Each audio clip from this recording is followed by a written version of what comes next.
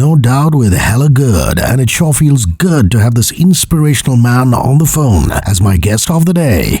94.3. This is Good Morning Mumbai with Hrishi K.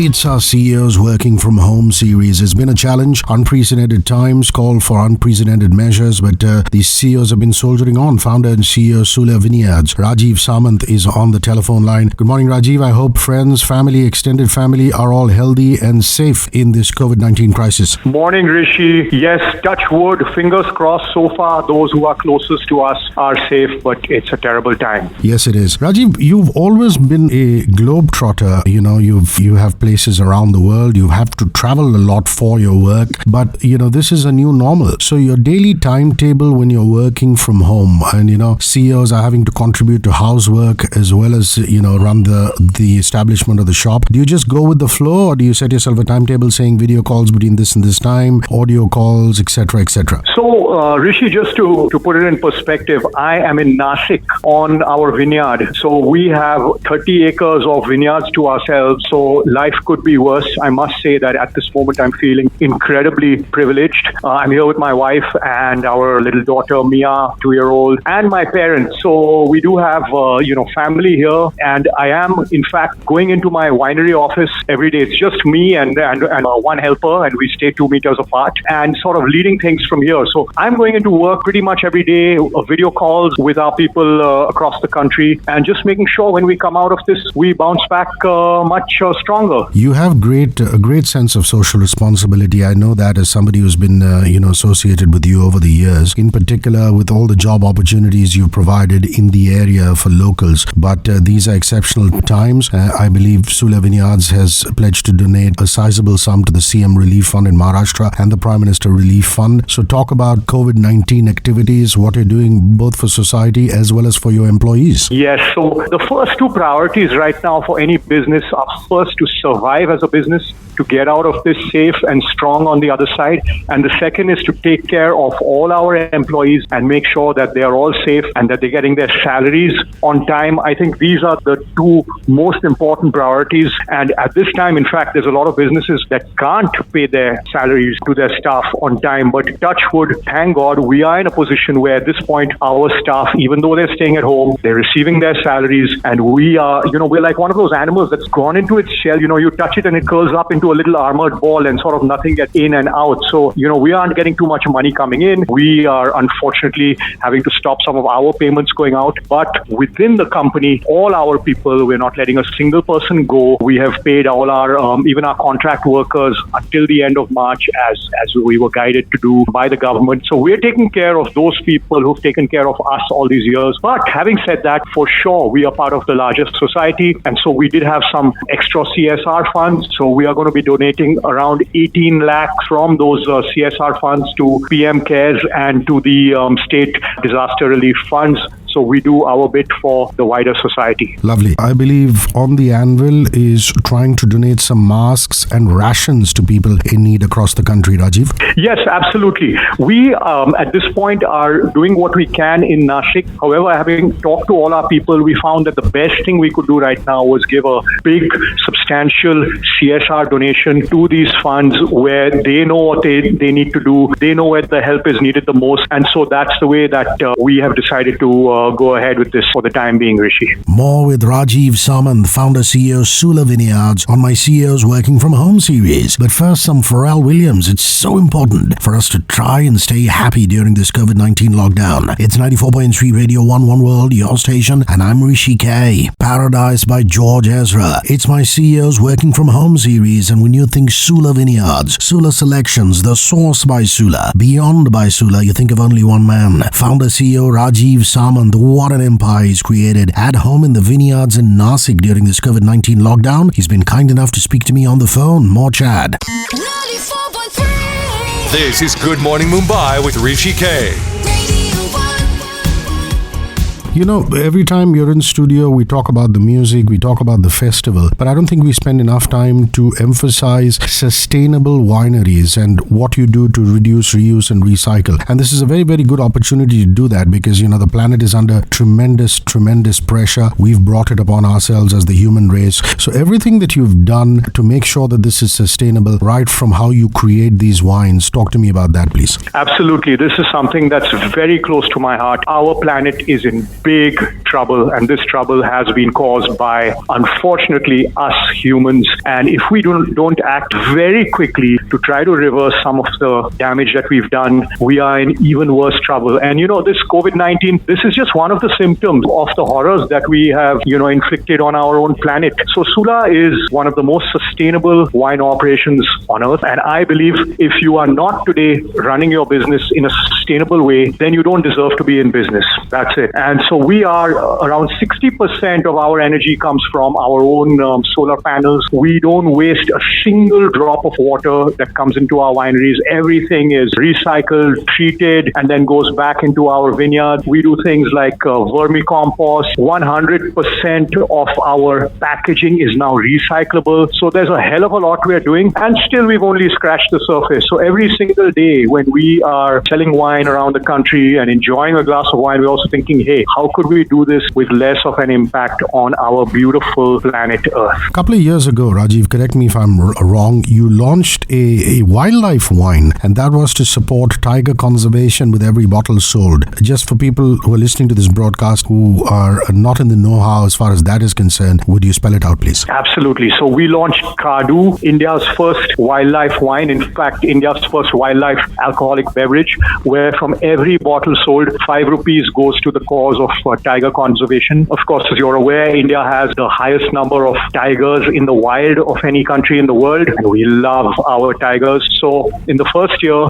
our project, our funds went mainly to Karnataka. This year, our funds are going to go mainly to Maharashtra, since we launched the wine in Maharashtra as well. And I just love this project that we're doing. This is the kind of thing that all businesses should be doing, and it's a great way to connect with the consumers as well, and that they know that for every bottle that they buy, for every sip that they take, something is going back towards the planet, towards wildlife, which is so desperately needed right now. True that, Rajeev. More conversation with the man who pioneered wine tourism in this country, Rajeev Samant, founder CEO Sula Vineyards, on my CEOs Working From Home series. Yes, Mabel with boyfriend. My name is Hrishi K, and you're listening to 94.3 Radio 1, One World, your station. Moving like Jagger are Maroon 5 and Christina Aguilera. Maintaining social distancing on the phone is a business leader who's built the incredible Sula Vineyards. Today, it's among the top 3 most visited wineries in the world and the number 1 spot where Indians first taste wine. Rajeev Samant, founder CEO, is in my CEOs Working From Home series.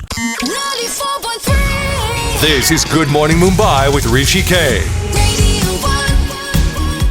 One of the reasons I have great admiration for you is that you don't settle down into self-satisfied mediocrity and you keep pushing the envelope in terms of innovation. A couple of months ago, it was absolutely stunning to see Diya, which is sparkling wine in a can. So that particular innovation and how it came about, tell me the story, Rajeev. Absolutely. Diya is India's first wine in a can. Wine in a can is a category that's been exploding across the globe. It's come a little bit late to India, but nonetheless. So I'm really happy that Sula is once again the pioneer in this, that we have been the wine pioneers since we started our operations 20 years ago. We've seen quite a few crises in those 20 years, but I must tell you that COVID-19 is possibly number 1 in terms of crisis. But yes, we are still taking the time to, think out of the box and think about, what we need to do when business as usual returns. And we just thought that, wine in a can is an idea whose time has come. It's again much more sustainable than wine in a bottle. So it takes much fewer carbon emissions to move that same amount of wine across the country. And of course, as you know, an aluminum can is 100% recyclable. And it's just a, pick up and go format, easier to cool in your fridge, etc. The response has been fabulous, much better even than we expected. And I think it's only the tip of the iceberg. You're going to see a lot more wines in a can come out over the next 6 months. Touch wood, if wine shops open up soon, which is something we are all really looking forward for. We all need that drink in the evening while while we are under lockdown. Absolutely. Now, as part of the CEOs Working from Home series, I also interviewed our mutual friend A.D. Singh, and A.D. made a very, very important point. He said, in the new world post the lockdown, home delivery might be a reality. And he said, it's not enough to cover his real estate costs because, it's all about the experience and restauranting and things like that. But that's something he's actively exploring. Now, I know that Sula depends on your distributors, the wine shops to do the home delivery stuff. But have you thought during this crisis that you need to do a direct to home, that side of the business? Because like I said, unprecedented times call for unprecedented decisions. So Hrishi, we would prefer for our channel partners to do that. I think that's something that wine stores, wine shops have done very successfully over the years. They know their customers well. It's quite unfortunate, I think, that recently in Maharashtra anyway, this came to a halt, and we are going to be petitioning the powers that be to allow home delivery, especially where we have excise permits, etc., etc. And, we are all socially responsible. I think that the business should be seen as a socially responsible one where it's not a problem to do home delivery. Right now, unfortunately, the laws do not easily permit home delivery. So Sula actually right now has no plans to do direct home delivery ourselves. We have great distribution partners. We have great retail partners. We believe in the strength of our partners' businesses. I think that's the way for any good business to grow up. We are not an Amazon, and we are not thinking of going down that way. But yes, AD has said it right. Home delivery is become something so crucial for our business, and there's no reason why Alcobev should be excluded from home delivery. You should be able to buy it from your shop, or if you order a meal from Olive, from AD's fantastic Olive, you should be able to order a nice bottle of wine to go along with that fantastic thin crust pizza. Very well said. The connoisseur of all things fine, the incredible Rajeev Samant, founder CEO Sula Vineyards, shall continue on my CEOs Working from Home series. Let's break for some Smash Mouth, and I'm a believer. Only on 94.3 Radio 1, I'm Hrishi K. Just Got Paid, mammoth track with British music producers Sigala, French Montana, Ella Eyre and Megan Trainor. Rajeev Samant, founder CEO Sula, has built one hell of a brand. It is today India's largest wine producer with over 60% market share and sales of 11 million plus bottles in 2018. Big ups to Rajeev for creating employment opportunities for thousands of rural youth and helping raise farm incomes in Maharashtra. More conversation on my CEOs Working from Home series during this COVID-19 lockdown. 94.3. This is Good Morning Mumbai with Hrishi K. I want to know about business leaders, captains of the industry who inspire you. You've inspired so many, being the kind of personality that you are, but people you've kind of looked up to. It could be somebody from abroad, somebody from here, need not necessarily even be from the food and beverage space. But if somebody comes to mind, please tell us. Talking about our homegrown businessmen who always inspire with almost every statement that they make, I would talk about two gentlemen. One is Anand Mahindra, the second is Rahul Bajaj. They always say the right thing. They always know what the mood of the moment is, and they don't hesitate sometimes to say challenging things that make our authorities and powers that be sit up and take notice, So I think these are two gents who are always incredibly inspirational for me, as they should be for many other businessmen and businesswomen across the country and across the world. Have you managed to catch up on your reading in your time at home? Are you a voracious reader at all? If not now, then in the past. Some books that have really influenced you that could add to our reading list, or everybody who's listening to this broadcast? Absolutely. I can't recommend enough Jungle Sounds and Where the Wild Things Are, especially when you've got a 2-year-old daughter as I do. So my reading recently has been very much about reading to my little girl. I'm enjoying that thoroughly. I've been getting to spend a lot more time with her, and I'm one of those proud nappy changing dads getting to do a lot of that these days. Right now we're going through toilet training, and we're going through lots of reading with little Mia. As for myself, yes, I'm a voracious reader. Yesterday, for the first time in my life possibly, I was caught in a house without a book left to read. And I'm so happy that my winemaker, Karan Vasani, just showed up today with a copy of John le Carre's The Russia House, which is going to be the next book. I love John le Carre. Until now, I've been reading Hilary Mantel's Wolf Hall, fantastic historical fiction. I love historical fiction. This is about the life of Thomas